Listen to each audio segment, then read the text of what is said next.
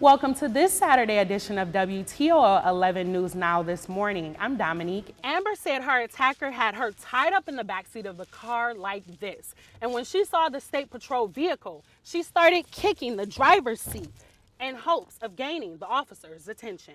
In 24 hours, that's all that it took with the use of social media. Jessica was texting while walking down Summit Avenue when she says a man walked up from behind her and snatched her iPhone. Tonight, Maumee police are searching for a man who they say used a stolen credit card to purchase over $1,000 worth of gift cards. And the city of Maumee has shown up and shown out for the first annual Food Truck Friday. We have our band out here. We've got our great food.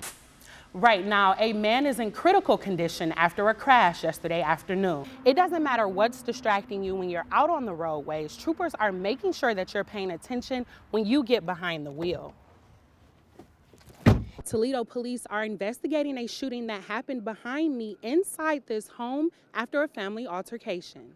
Police say the shooting happened around 10 this morning after an argument between an uncle and nephew inside the home. 50-year-old Michael Taylor was trying to take his 16-year-old nephew to school when the boy's older brother Marcus stepped in. At that point, police say Taylor pulled a knife and Marcus shot him. Neighbors are pretty shaken up over the shooting. We just like to keep the kids inside now because we don't really know what's going on in the street. It's sad, but I mean, I guess that's the way it is now. Like, you can't really trust anyone anymore. Luckily, the uncle is expected to be okay and the nephew has been charged. Reporting in North Toledo, I'm Dominique Hicks. The Constitution is quite clear. The Supreme Court is quite clear. It's the law of the land. Judge McConnell is a judge, and he needs to uphold the law of the land. Carolyn Wilson says she and her partner were denied their rights to marry when a Toledo Municipal Court judge refused to perform their same-sex marriage. Today, people from all walks of life came to rally and share in support of the couple. Their story sparked national attention just days after the Supreme Court passed the law making same-sex marriage legal across the U.S. Toledo City Council President Steve Steele was also present, and he says it's important that the city of Toledo has the right reputation when it comes to these issues. You know, we are an inclusive community, and I don't want, one action and one mistake to change that reputation as being an inclusive community. In 24 hours, that's all that it took with the use of social media for these people to rally together and line the streets in support of this cause. The turnout was amazing.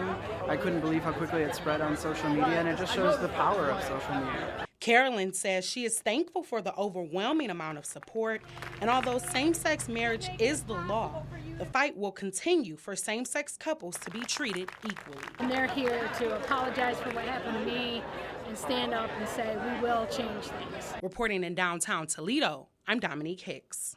Back in February, this cemetery was flooded with thick ice, causing the headstones to overturn and be moved around. Today, I found crews breaking down rubbish and polishing headstones as people are getting a first look at the damages. Barbara Lowry and her husband were out looking for their friends' headstones and couldn't find any of them. When they can't even tell who goes where, and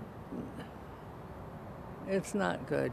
City officials say the repairs will cost an estimated $500,000. Our estimates are way down because we have the companies that are replacing the stones for us and setting them at no cost. That's saving a lot. And as the cleanup continues, family members tell me they're happy they can now lay their loved ones to rest. My mother is going to be buried here too, so I'm anxious to try to get her in the ground. In Maumee, I'm Dominique Hicks. It doesn't matter what's distracting you when you're out on the roadways. Troopers are making sure that you're paying attention when you get behind the wheel.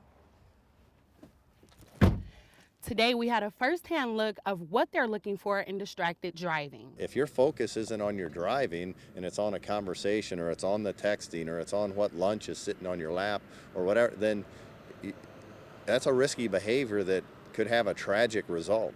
Nearly half of the fatal crashes in Northwest Ohio this year alone were due to some sort of distracted driving. Today, I went out with Captain Gene Smith on the roadways to see what drivers are doing behind the wheel besides keeping their hands at 10 and 2. Lane departures, whether it's left to center on a two-lane road or, leaving their lane on a multiple lane road, driving off the edge of the roadway, to, running up on somebody, tailgating. These and other effects of distracted driving could cost someone their life. The Ohio State Patrol says the key is getting people where they want to go safely. And everybody has the luxury of thinking it'll happen to someone else until it doesn't happen to someone else. It happens to someone you love or yourself. It's not about more tickets.